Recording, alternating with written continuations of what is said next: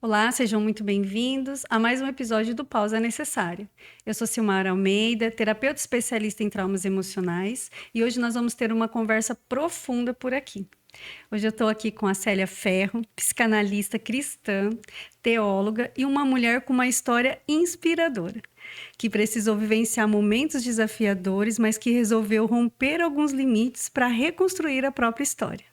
Seja muito bem-vinda, Célia. Muito obrigada, é um prazer estar aqui com você. Uma bênção para mim estar aqui com você. Muito obrigada por ter aceitado o meu convite.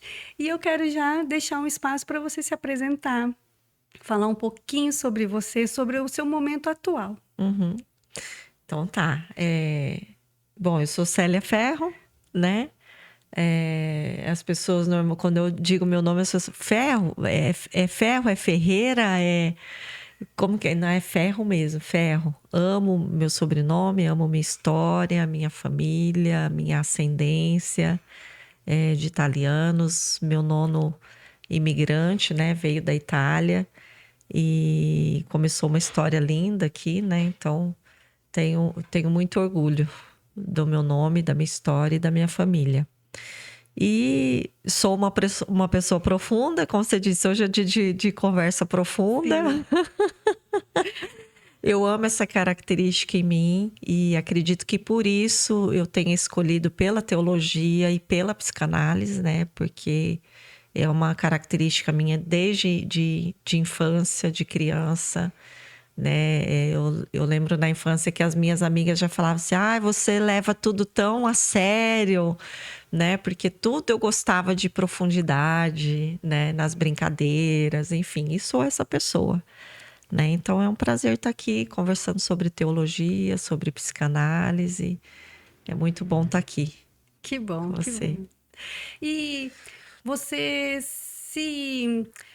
se apresenta muito bem, fala muito bem de quem você é. São poucas as pessoas que conseguem falar de si próprias da forma que você trouxe. Isso você sempre conseguiu ou foi um processo? Foi um processo, imagina, é muito difícil. Hoje eu tenho, graças a Deus, eu tenho essa facilidade, né? Porque o autoconhecimento me colocou nesse lugar, me favoreceu, né? Hoje poder me apresentar e saber das minhas fraquezas e saber dos meus pontos fortes e potencializar tudo aquilo que eu tenho de bom.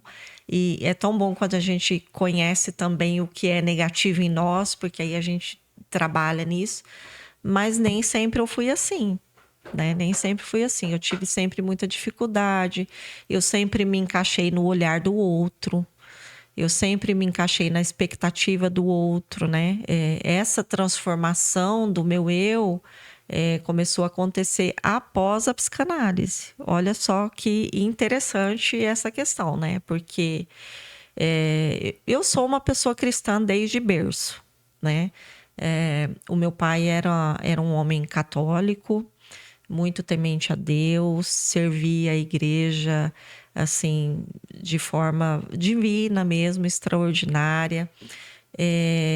Só que o meu pai faleceu, a gente ainda era muito pequeno. Eu tinha 3 anos, eu sou mais nova de 3 filhos, mas eu tinha 3 anos. Então, meu pai faleceu muito jovem e, e a gente ficou meio perdido, porque quando perde o sacerdote do lar, a família fica perdida, né?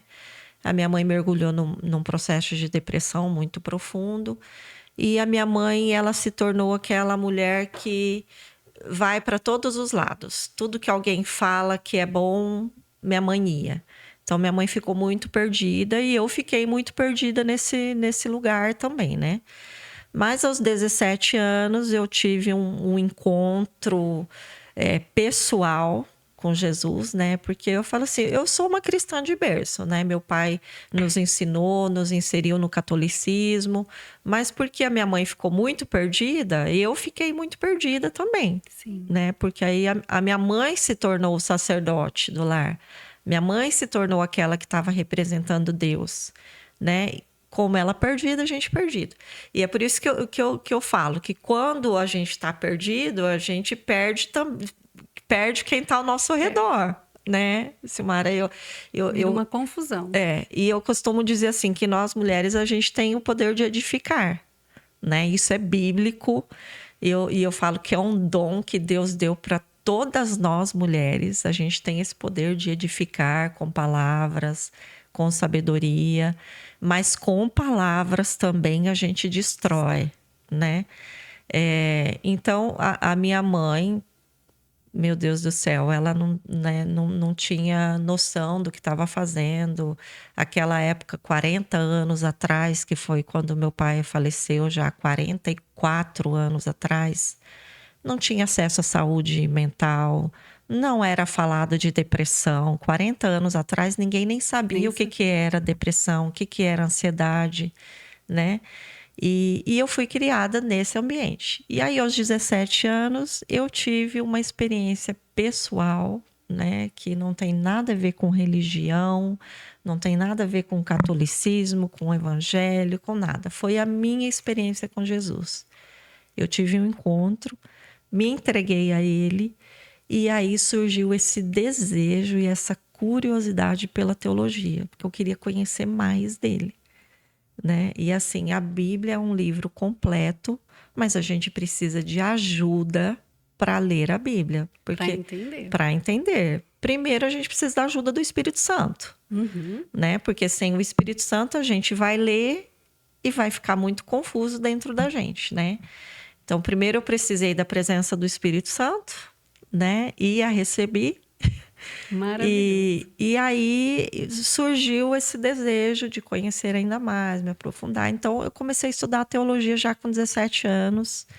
Eu fui estudando, eu fiz vários cursos, várias escolas, Assembleia de Deus, Igreja Batista, Igreja Quadrangular, presbiteriana.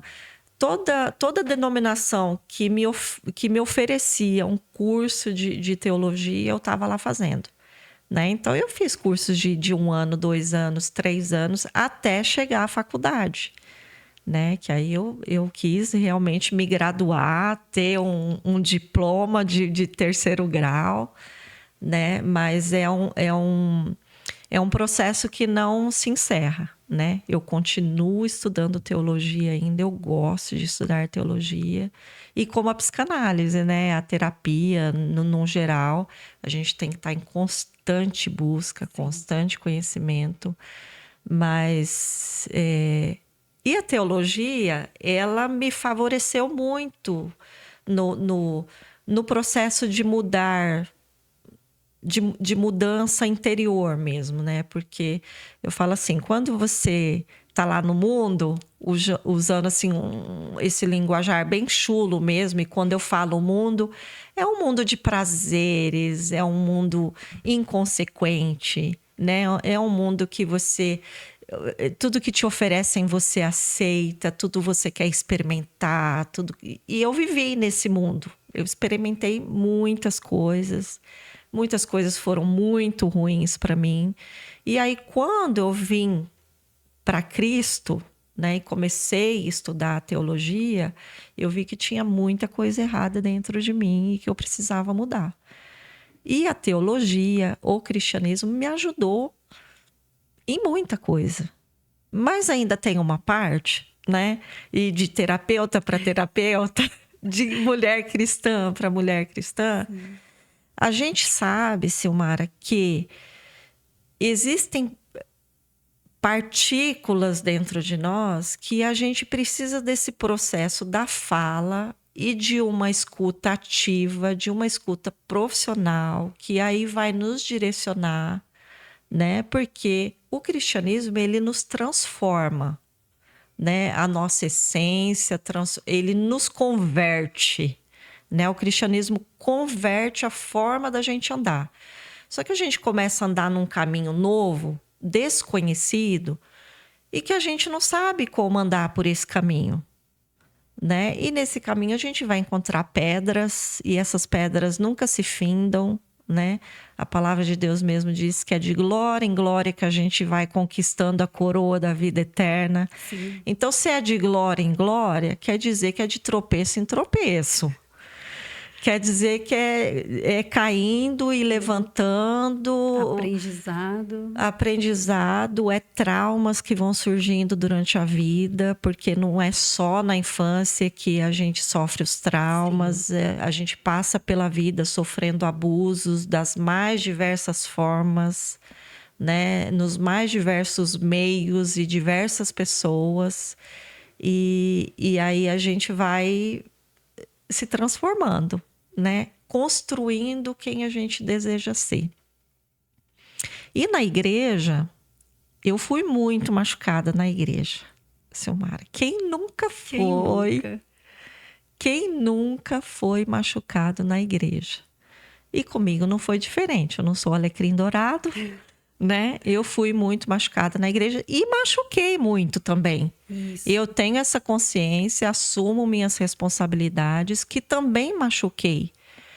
Porque quando a gente não está completo em nós mesmos, quando a gente não sabe quem a gente é e quando a gente não tem a consciência de quem nós somos, a gente machuca. Sim. Quando a gente não se ama, a gente não tem como amar o outro. E não amar o outro já é um desrespeito com o outro e o outro fica machucado. Sim. Quando eu não me respeito por completo, como que eu vou respeitar o outro? Então, quando eu não estou inteira, completa dentro de mim, como que eu vou dar algo a alguém? Então, dentro da igreja, eu fui muito machucada por pessoas que não estavam completas e me machucaram. E da mesma forma, eu não estando completa, eu machuquei muitas pessoas, né? E essa virada na minha vida, eu trabalho com terapia já desde 2013, né? Eu comecei a fazer alguns cursos na área da terapia cristã mesmo, né? Nada secular, sempre na terapia cristã. Trabalhei muito na igreja, gabinete mesmo, atendendo mulheres, aconselhando. Eu com meu esposo, nós atendendo casais. Mas não existia um conhecimento científico. Porque quando a gente fica ali só no religioso, e o religioso é algo que fere muito, você acaba interpretando conhecimentos que você está recebendo de forma errada. E aí a gente fica nesse ciclo, né? Sendo machucado e machucando. E é um processo horrível, né? O que aconteceu? 2023, eu tive um burnout. Eu tive um burnout em 2023. Eu e meu esposo, a gente estava pastoreando uma igreja domiciliar, porque a gente tinha saído daquele período de pandemia. Uhum. Porque na época da pandemia, a gente foi para a igreja caseira, né? Porque os pastores, olha, começa a fazer culto em casa, você e a sua família, né? E aí começou a acontecer muito os cultos pela internet. Então a gente assistia, olha, uma vez por semana você vai fazer o seu culto familiar. E a gente começou nesse processo. Quando começou, agora a gente pode se reunir, né? Vamos começar a se agrupar. E aí a gente entrou nesse processo da igreja caseira, doméstica, né? E que foi um processo que a gente ficou daí por alguns anos ainda, né? E aí, em 2023, o que aconteceu? A gente morava, então, numa casa pequena. A gente estava morando em Marialva. A nossa casa era uma casa pequena, mas a gente adequou ela para a gente fazer o culto doméstico. Então, a gente fazia um culto doméstico por semana. Eu tinha o meu grupo de mulheres, né? Que eu tinha um grupo de terapia de grupo, né? Terapia em grupo. E eu tinha esse grupo uma vez por semana também. E tinha aconselhamento, porque eu atendia mulheres. Então, assim, a minha casa estava sempre cheia de gente. E no pastoreio, você não tem dia, você não tem hora, você não tem. Você só serve. Você só serve. E isso me adoeceu. Porque você tem que servir 24 horas. Você tem que estar com o seu telefone ligado o tempo todo. É o tempo todo chegando notificação. É o tempo todo. E você está atendendo. Você está atendendo sábado, você está atendendo domingo, você está atendendo feriado, você está atendendo de madrugada. Porque às vezes a pessoa liga, olha, eu tô aqui, eu vou me matar, eu vou matar alguém, eu vou me matar, eu vou... Isso gera uma pressão, né? Porque você muitas vezes se sentia como... se colocava no papel de salvadora. Muito, né? Porque assim, a religião, ela te coloca nesse lugar de que Jesus lavou os pés dos discípulos. E ele disse que ele estava fazendo aquilo para nos ensinar, porque a religião nos coloca nesse lugar, nos coloca nessa interpretação textual. E aí você fica nesse lugar, não, eu tenho que servir, porque Jesus, ele estava sempre servindo, e ele estava sempre fazendo, e ele estava sempre... E você fica nesse lugar de que o outro é mais importante do que você. E é por isso que eu falo que eu fui muito ferida e feri muito. Porque você fica nesse lugar que você se anula, né? Porque assim, a igreja romana, ela trouxe essa doutrina para nós, né? De que o primeiro lugar é o outro, você tem que servir o outro. E esse lugar me levou para o burnout. E eu tive consciência disso, Silmara, um dia que foi feita uma reunião na nossa casa, a gente fez o nosso culto doméstico. E aí, alguns membros ali da nossa igreja pediram que queriam fazer uma reunião comigo e com meu esposo, que queriam conversar com a gente e tal. E assim, todo culto na minha casa, eu fazia aquela panelona de comida, sabe? Então, eu tinha aquele desgaste que toda autoridade eclesiástica tem, independente se é padre, pastor, presbítero ou diácono, alguém que esteja à frente num cargo de liderança. Você já tem uma questão que você tem que estar ali na oração, no jejum. Não é que você tem, mas é uma busca constante, porque você quer algo novo de Deus. E você está nesse lugar de que você tem que produzir algo novo o tempo todo, porque quem está ali, ele quer algo novo de você. Então você está nessa busca, clamando, Deus, me dá algo novo, me dá uma rema, uma revelação dentro dessa palavra nova, algo que eu nunca preguei. E você está ali estudando o texto bíblico e buscando o Senhor, e pega um livro, e pega outro, pega uma referência, e pega outra, e ouve um pregador, um professor, e você está nesse lugar de preparar um esboço para uma pregação. E aí você está nesse esforço de oração, de jejum, de consagração, porque eu digo assim que a pregação é uma responsabilidade muito grande. Sim. É um fardo muito pesado. E aí nesse dia, algumas pessoas da igreja vieram conversar com a gente e veio uma cobrança em cima de mim. Você não manda o WhatsApp para mim. Você não me liga. Você não... Aquele negócio de que, não, você tem que me mandar um devocional diariamente. Específico para mim. Específico para mim. Não pode ser genérico.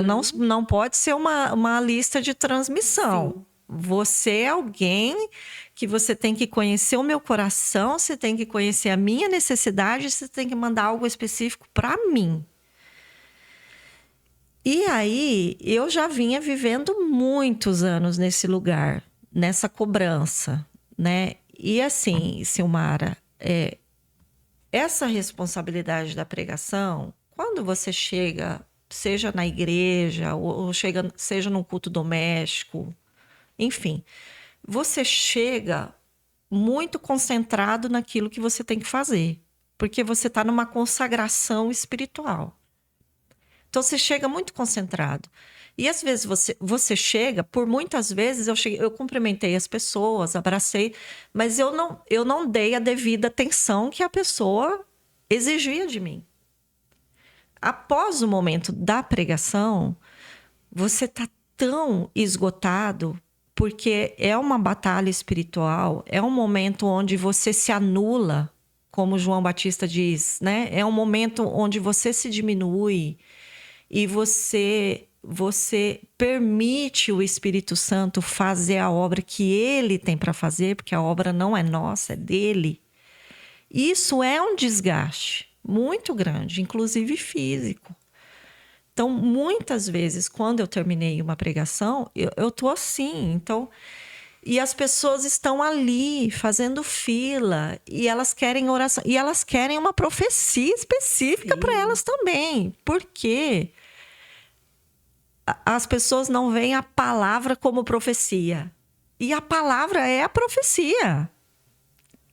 Isso é verdade. A palavra é a profecia.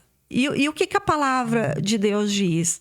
Esteja atento, em Apocalipse diz, esteja atento ao que o Espírito tem a dizer à igreja. Então, no momento de pregação, é um momento onde o Espírito Santo está falando com a igreja. Ele está profetizando dentro da palavra, porque a palavra é a profecia. E aí a pessoa, depois que você pregou, que você ministrou, e que a pessoa vem, eu quero uma profecia. Mas, gente... É como se fosse um saco furado, né? E todo o trabalho e toda a consagração para trazer aquela palavra revelada, o sentimento é esgotante. Muito esgotante, muito. E aí eu fiquei muitos anos nesse lugar e muitos anos em depressão, em ansiedade, porque a ansiedade, ela você tem a ansiedade, você tá ali com seu ego sendo pressionado o tempo todo, porque, né? Desculpa. Imagina. Mas assim, só para abrir um parênteses, assim, né? Você falou em ansiedade e depressão dentro da igreja e servindo e ainda com a intimidade de orar, buscar, estar ali em busca, convivendo com o Espírito Santo. Então, mesmo dentro de uma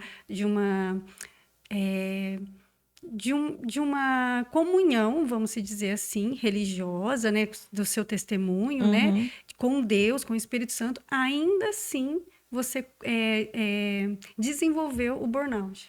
Desenvolvi. Porque o que é o burnout? O burnout é quando você está nesse processo da ansiedade que procede à depressão e você está sendo tão pressionado e você está dando tanto e você está dando e você está nesse lugar de dar. E chega uma hora que a mente e o corpo entram em colapso. Então, independente mesmo do ambiente, mesmo sendo ele religioso ou não, essas doenças emocionais, né, elas vão acontecer por comportamentos que o próprio indivíduo tem. Exatamente, né? Porque justamente, Silmara, o que eu vejo hoje? Eu atendo muitas mulheres cristãs, tá? Porque as mulheres veem o meu perfil e se identificam. Sim. Né? Se identificam. Então, eu atendo muitas mulheres cristãs, mulheres em cargos de liderança, né? Mulheres que estão ativamente trabalhando dentro da igreja e vêm e falam assim, eu estou trabalhando, mas eu estou doente. Será que você não está doente justamente porque você está trabalhando tanto?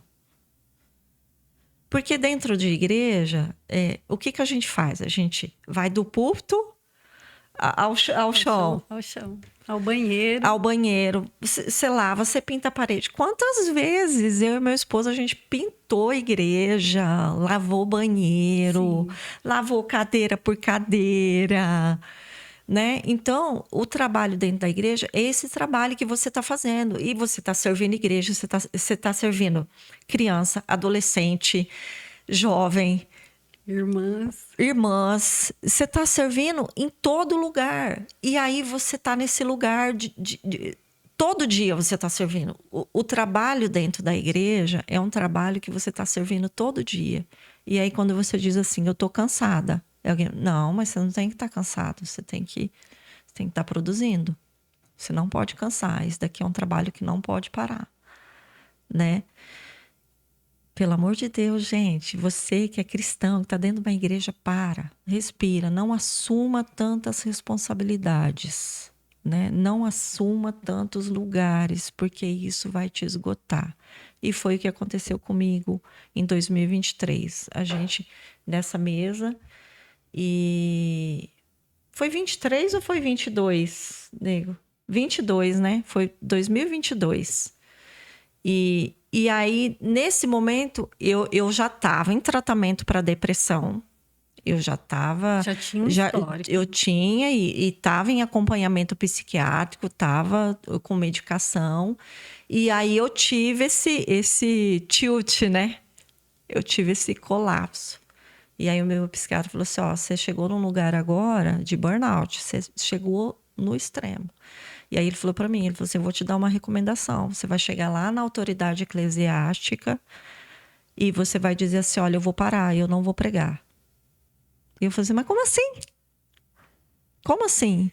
E o meu psiquiatra lá em Maringá, um amor, sabe? Um homem católico também que serve a igreja, inclusive na área da psiquiatria, ele atende a igreja e trabalha nos ministérios dentro da igreja. E ele falou para mim, ele falou assim, olha, eu passei pelo caminho que você passou, por isso eu tô dizendo para você que você tem que parar. E aí a psicanálise ensinou isso para mim através de Freud, né? E aí eu falei pro meu esposo, eu preciso parar. Eu preciso parar porque eu não tô aguentando mais. E eu sei que o parar vão vir muitas críticas. E veio.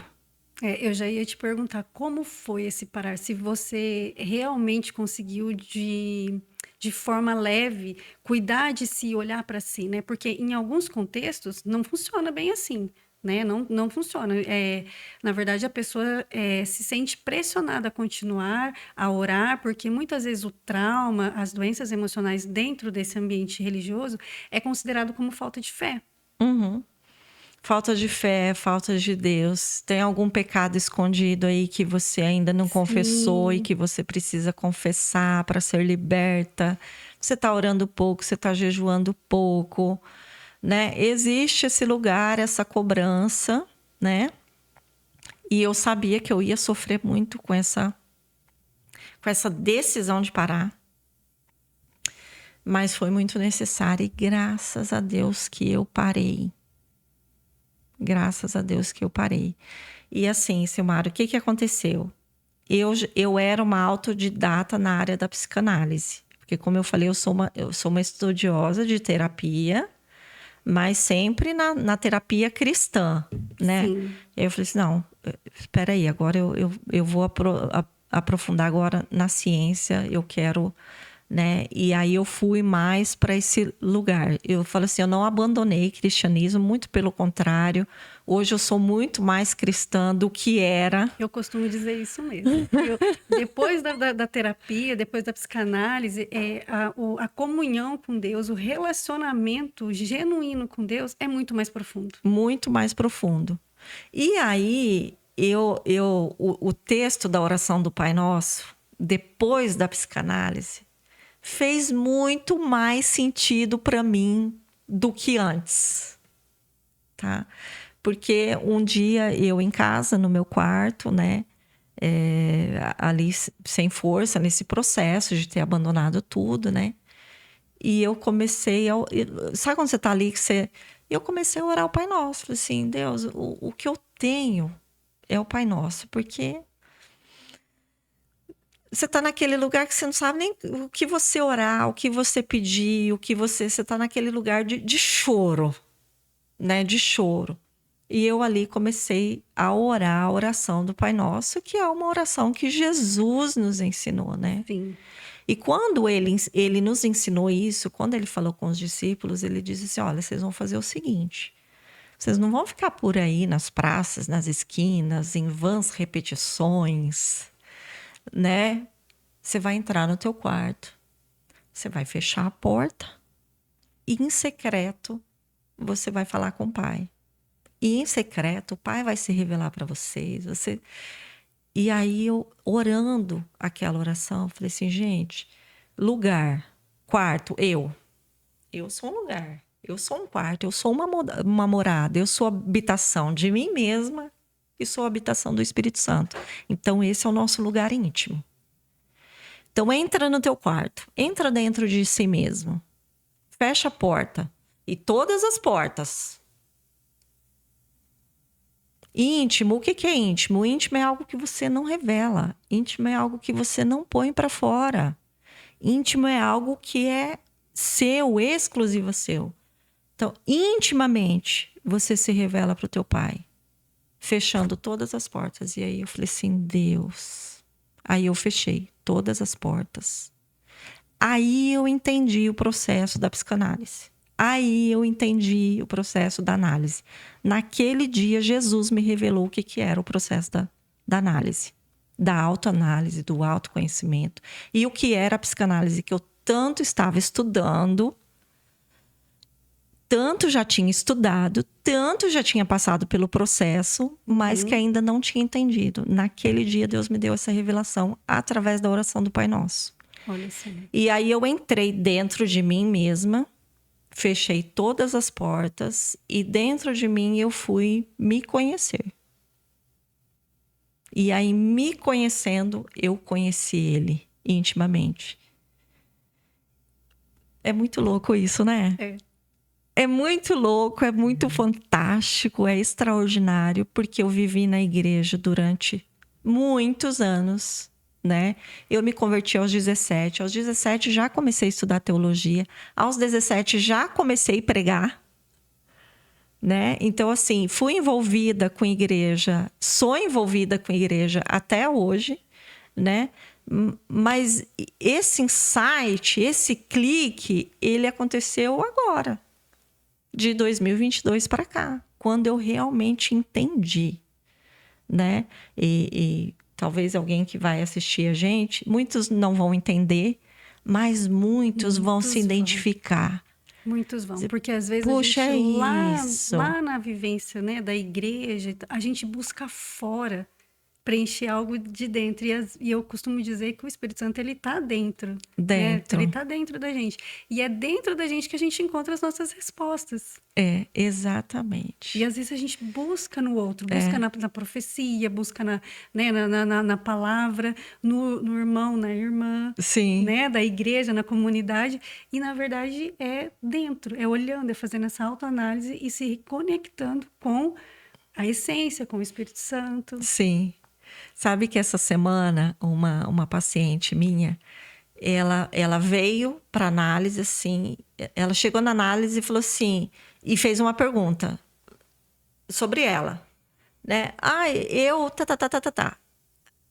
Aí eu fiquei em silêncio, ela responde, fala para mim.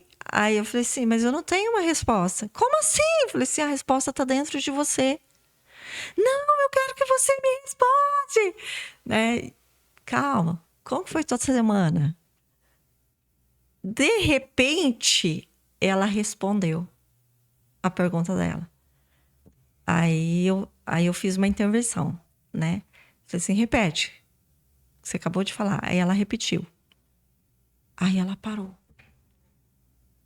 Aí eu falei, essa pergunta inicial que você me fez estava dentro de você. Né? E aí a pessoa, uau, tá dentro de mim. Tá dentro de nós. Sim.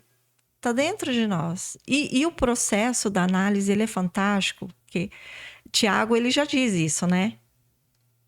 Sim. Ele diz isso. Tiago, ele diz isso no capítulo 5, verso 16. Ele diz assim, a cura vem pela fala.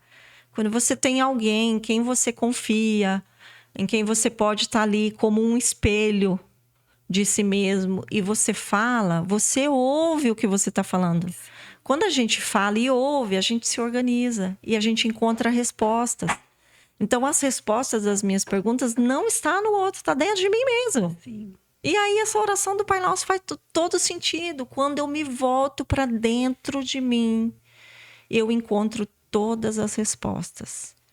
E foi maravilhoso o tempo de pausa que eu tive, a reorganização, a reestruturação que eu tive. E hoje eu me vejo trabalhando para o reino de uma forma tão leve, através da clínica, através da psicanálise, porque eu vejo a psicanálise como uma ferramenta divina, né? Muitos psicanalistas aí olham, não existe psicanálise cristã. Para mim existe, porque sou psicanalista e sou cristã. Então, para mim existe. Para mim faz todo sentido. Dentro da experiência que eu tive, para mim faz todo sentido. Para quem vive nesse ambiente, né, nessa questão de ser cristão, independente da denominação, é importante buscar um profissional que tenha a mesma linguagem, a mesma linha de raciocínio. Porque senão entra em conflito. Né? Não que você você não vai mudar o que a pessoa pensa de fé, né? A gente não interfere na fé do cliente, né? Mas é importante, né? Eu acredito que seja importante, né? Você com a sua experiência, né? Com toda essa vivência que você teve, né? Até mesmo com o estudo, né? Dentro da teologia, você acha que um cristão, né? Que está vivendo um contexto onde ele precisa olhar para si, ele está precisando buscar uma terapia. É compatível buscar uma terapia e mesmo assim ter um relacionamento genuíno com Deus? Porque existe essa dúvida dentro dessa comunidade, né? Existe. E sabe uma coisa que eu já ouvi muito em púlpito de autoridades? A terapia não é de Deus. Psicologia não é de Deus. Psicologia não é de Deus. Psiquiatria não é de Deus.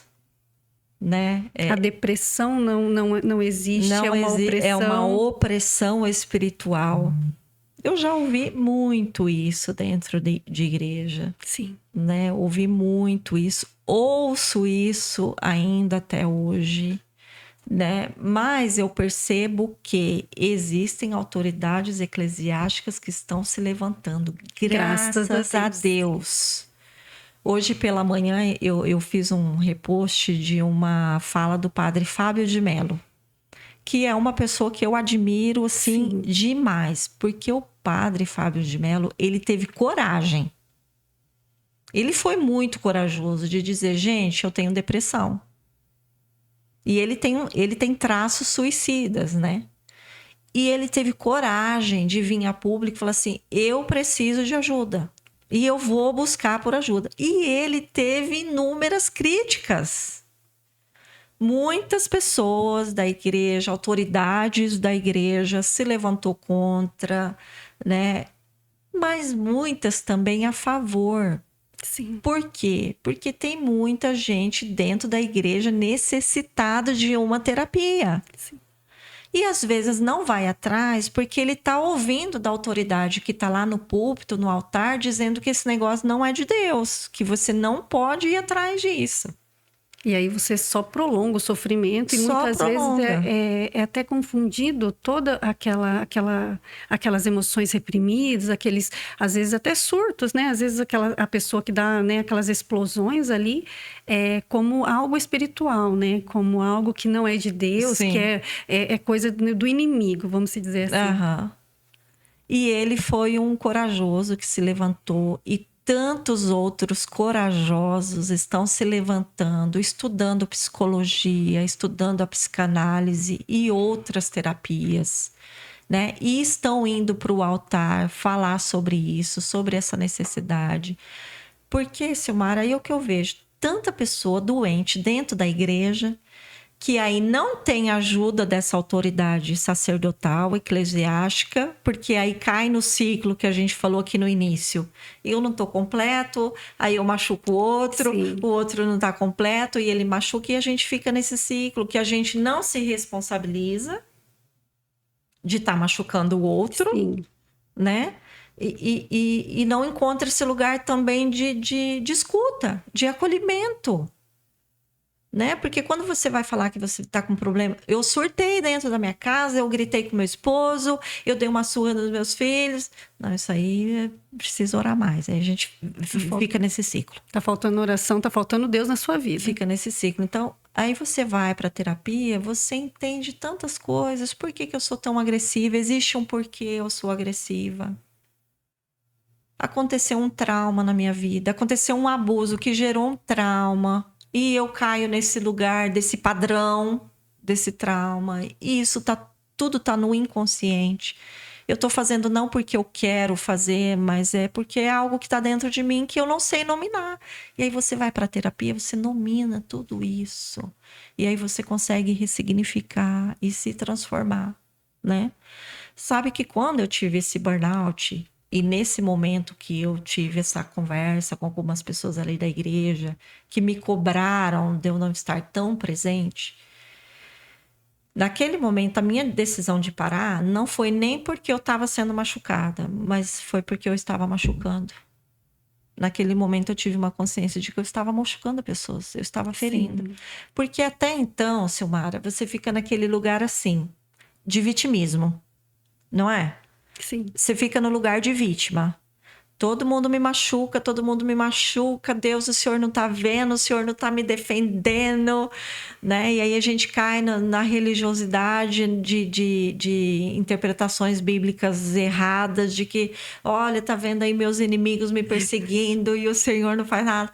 E aí hoje Deus lá no trono dele, sentado, sorrindo da gente. Ô, filho, você erra tanto que você não tem conhecimento. Vai buscar conhecimento para você parar de errar. Para você errar menos. Parar a gente não consegue parar, mas pelo menos erra menos, com mais consciência, né? Das consequências das nossas ações, né? Exatamente. A responsabilização, né? Sim. Porque aí você assume, poxa, eu tô errando. Eu tô fazendo mal pro outro. Então eu preciso de parar. Eu preciso de parar, eu preciso de rever, eu preciso de me conhecer. Eu preciso de encontrar agora uma forma de não machucar mais o outro. Né? E entrar nesse lugar é fantástico. Maravilhoso, né? Maravilhoso. Esse autoconhecimento, então, te trouxe, assim, abriu portas, assim, de olhar para a vida e para o contexto onde você vivia, onde você antes não conseguia ver. E como você passou por essa evolução, você evoluiu, hoje você, através da psicanálise, você ajuda outras pessoas a saírem dessa situação. Como você lida com pessoas que chegam até você feridas hoje, que estão feridas nesse ambiente específico? Aham. O que você teria para dizer para elas, né, que estão feridas nesse ambiente, né, esse ambiente religioso, independente da denominação? Uhum. O que você, como psicanalista e com propriedade de causa, porque já passou por isso, você poderia dizer para alguém que esteja nos ouvindo que está passando por esse processo? Primeiro precisa buscar, né, a terapia, independente de qual seja, tá? Você precisa desse lugar de acolhimento, onde você vai ser vista. E onde você vai poder falar com segurança. Sem medo Sem de medo. julgamentos. Sem medo. Porque o que acontece na igreja? É muito difícil você ir abrir o teu coração, falar dos teus segredos para uma autoridade eclesiástica, porque isso aconteceu muito. Eu vi muito isso e muitas pessoas vieram trazendo essa questão para mim. Eu fui me abrir e aí uma terceira pessoa veio falar para mim. Ficou Sabe sabendo. o motivo de oração? Uhum. Não é fofoca, é motivo de oração. Sim, acontece. Dentro da igreja, as pessoas perderam muito isso, não tem essa segurança. E a terapia, né, no meu caso, da psicanálise, eu tenho uma ética dentro da minha profissão. Sim. Eu tenho um compromisso, eu tenho um juramento com a minha profissão. Então, o que a pessoa precisa? Desse lugar seguro. Desse lugar seguro. Para acender as luzes de cada quartinho escuro que ela tem dentro do inconsciente dela, exatamente, do coração dela, né? Porque dentro da igreja, uma pessoa que está num cargo de liderança, ela não pode falar o que lhe é feio. Porque se ela fala o que lhe é feio, se ela mostra o que lhe é sujo, ela vai perder o lugar dela. Ela vai perder, né? Porque a pessoa vai... Mas você está ensinando crianças e é uma mãe que espanca os teus filhos dentro de casa. Né? É muito raro, é muito comum, na verdade, não é muito raro, é muito comum, né? Comum. Eu na igreja já cuidei de crianças e a minha filha hoje faz terapia, né? A gente passa por um processo terapêutico até hoje, ela trabalha alguns traumas que eu instalei nela por ser essa mãe.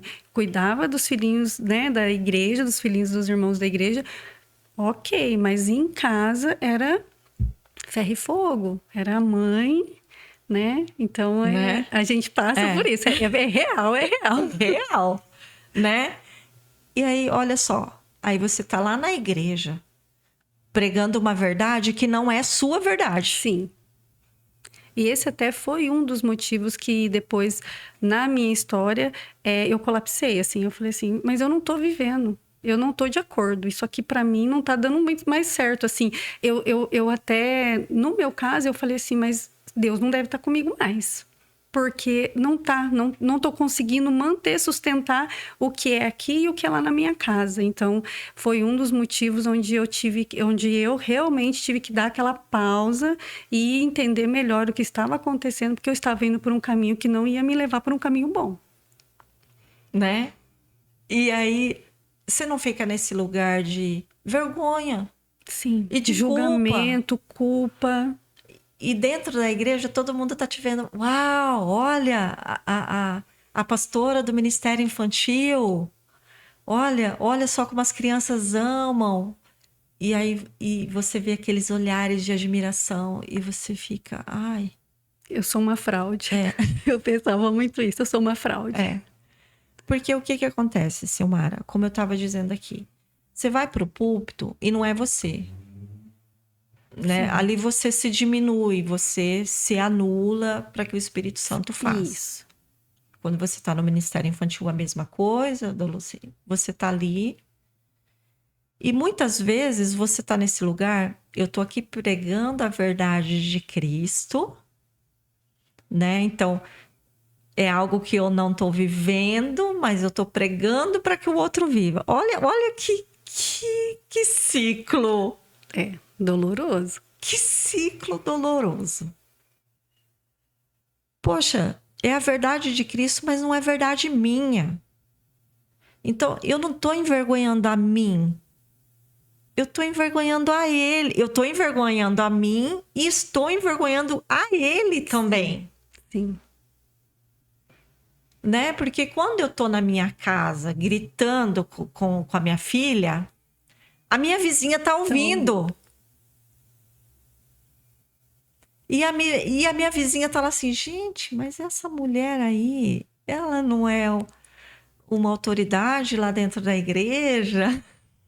Olha só que contraditório. Sim. Esses dias atrás, aconteceu um fato de uma pregadora, esqueci o nome dela, uma pregadora assembleiana muito famosa no Brasil, e ela pregou nos Gideões desse ano. Acho que é a pastora Helena, Raquel. Helena Raquel, né? Isso mesmo. E ela fez uma denúncia. Sim. Você viu esse fato? Sim. Ela fez uma denúncia sobre abuso. Abuso em cima da mulher, né? E ela estava dizendo, mulher, você que é abusada em casa pelo teu marido, que é pastor, denuncie. Né? Você que está sofrendo ali um cárcere privado, um abuso físico, um abuso emocional, um abuso sexual, você está sofrendo qualquer tipo de abuso, denuncie, você tem que denunciar. E deu maior... Repercutiu bem, né? Deu porque os pastores, né, vieram... Imagina, você não pode falar um negócio desse, porque aí, né, os abusadores, eles vêm com acusação. Com acusação. E aqueles que estão no lugar de que, puxa, precisa ter essa fala mesmo dentro da igreja, porque precisa ter essa fala dentro da igreja, né? E aí quem tá... eu vi muita gente incentivando, olha que legal, que bom que você foi a boca de Deus para dizer para a igreja, né, que existe abuso e de todas as formas. Sim. Existe o abuso eclesiástico, né, esse abuso de que, Silmara, você tem que estar aqui, você tem que produzir. Silmara, seu marido não quer vir, sua filha não quer vir, você venha sem eles. Sim.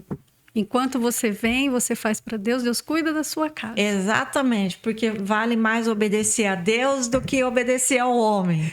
Pegam textos bíblicos isolados e jogam isso em cima de você como uma responsabilidade de que você tem que estar ali, que você tem que fazer.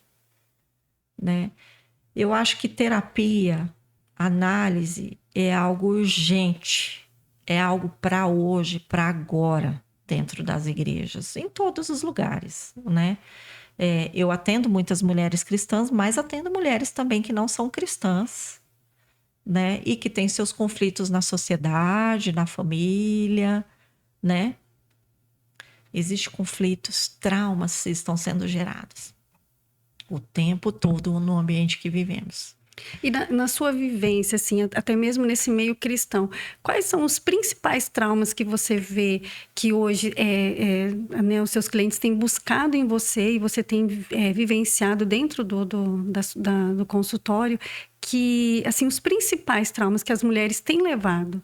Né? Eu não sei se só as mulheres ou se você atende também público masculino, porque existe a questão da mulher, né? Do abuso ali com as mulheres e tal, mas também existe com o masculino, né?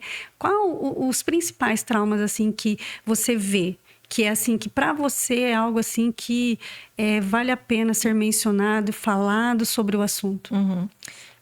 Eu não atendo homens. Eu não atendo. Já fiz muitas tentativas de atender homens, mas o homem tem muita dificuldade, né? E eu acho que até mesmo pelo meu perfil que eu tenho, né, trazido no meu Instagram, colocado ali, enfim, mais mulheres me buscam. Homens até buscam, mas assim... Não se identificam. Não se identificam comigo. E assim, precisa de ter essa identificação. Sim, sim. Né? Freud fala sobre essa identificação e precisa de ter. Né? E muitas mulheres também me procuram e não se identificam comigo. Natural. Vem, faz uma sessão e não volta nunca mais. E eu entendo e... Tá tudo bem. Tá tudo bem. Tá tudo bem, não tenho problema. Mas algo que as mulheres trazem muito, que eu tenho percebido demais, é a negligência. A negligência. Porque assim, tem todo tipo de abuso. Né? Muitas mulheres vão vir com problemas de rejeição, não teve a mãe na criação, ou não teve o pai, alguém abandonou, né? Abandono em relação à vida conjugal, o marido traiu, foi embora, abandonou, eu me separei, meu filho não quer morar comigo, quer ir... Tem muitas questões assim de abandono, muitos traumas gerados pela rejeição. Mas existe também uma negligência. Eu vejo que a negligência é muito assim. A mulher tá dentro do relacionamento, tá no casamento, tá tudo certo, né? Eu tô num relacionamento, a gente não tem briga, a gente não tem discussão, a gente tá vivendo bem, sexualmente a gente se relaciona bem, mas existe uma negligência emocional. Que aí eu falo que é o lugar mesmo do acolhimento, da escuta. Uhum.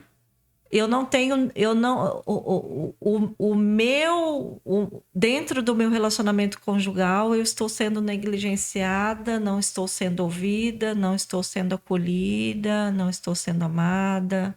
Meu esposo não tem tempo para mim. E aí essa pessoa já tem os traumas da rejeição e aí ela tá nesse lugar aqui. Meu marido tá aqui do meu lado, a gente senta para comer junto, a gente dorme junto, a gente dorme abraçado, mas existe uma negligência velada. Existe uma negligência.